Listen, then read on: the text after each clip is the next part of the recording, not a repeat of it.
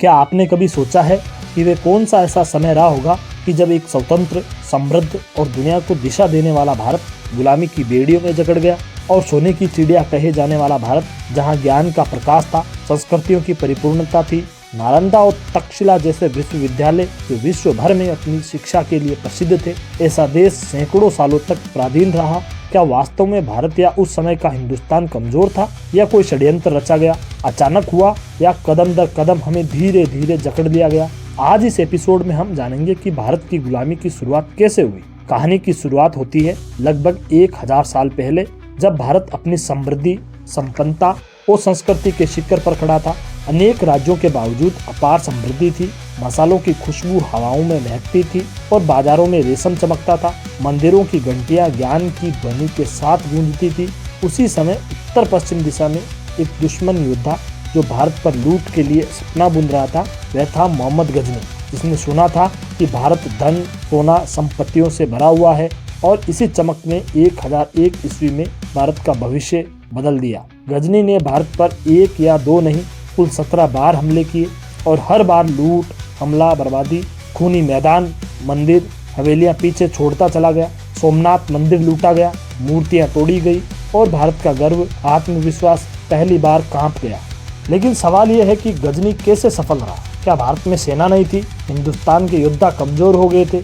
आखिर क्या वजह थी? नहीं, भारत में राजाओं की लड़ाई बाहरी आक्रामकताओं से नहीं थी, बल्कि आपसी मतभेद और टकराव था। स्थानीय राजा एक दूसरे को हराने गिराने में व्यस्त थे, और इसी कमजोर कड़ी ने विदेशियों के लिए हिंदुस्तान के दरवाजे खोल दिए थे। गजनी के बाद आया मोहम्मद गौरी। वह लूट के लिए नहीं, शासन करने आया था। 1191 में पृथ्वीराज चौहान ने तराइन के पहले युद्ध में मोहम्मद गौरी को पराजित किया था।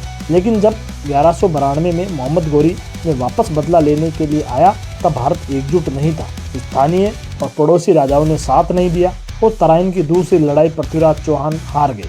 यह दिन किसी राजा की हार नहीं थी, बल्कि जिन राजाओं ने युद्ध में गौरी का साथ दिया, उनके लिए भी वह पतन का दिन शुरू हो गया था। साथ ही यह दिन भारत की स्वतंत्रता के पतन का पहला निर्णायक दिन था। दिल्ली पर कब्जा हुआ, गुलामी की शुरुआत हुई, दिल्ली में सल्तनत की स्थापना हुई, विदेशी शासन की जड़ें गहरी होती चली गई, भारत से सोना बाहर जाता रहा, भारत कमजोर होता गया, और यह तो महज हल्की रफ्तार थी। तभी समुद्र के रास्ते बनिया बनकर नजरें गड़ाए शिकारी अंग्रेज भारत की धरती पर कदम रखता है। 1600 ईस्वी में ईस्ट इंडिया कंपनी भारत में व्यापार के नाम पर अपना डेरा डाला। उन्होंने तत्कालीन मुगल शासक जहांगीर से भारत में व्यापार की अनुमति ली, लेकिन उनकी मंशा व्यापार के पीछे भारत पर कब्जा करने की थी।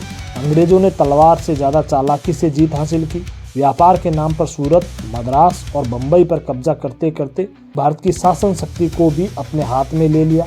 अंग्रेजों ने अपनी नीति फूट डालो और राज करो को अपनाया, और वे सफल भी रहे। 1757 में प्लासी की लड़ाई में विश्वासघात ने भारत की घुटनों पर ला दिया था। मीर जाफर ने सिराजुद्दौला को धोखा दिया, और इसी युद्ध के बाद पूर्ण रूप से भारत की गुलामी की नींव स्थापित हो चुकी थी। धन, भूमि, सत्ता सब कुछ अंग्रेजों के कब्जे में जाता चला गया।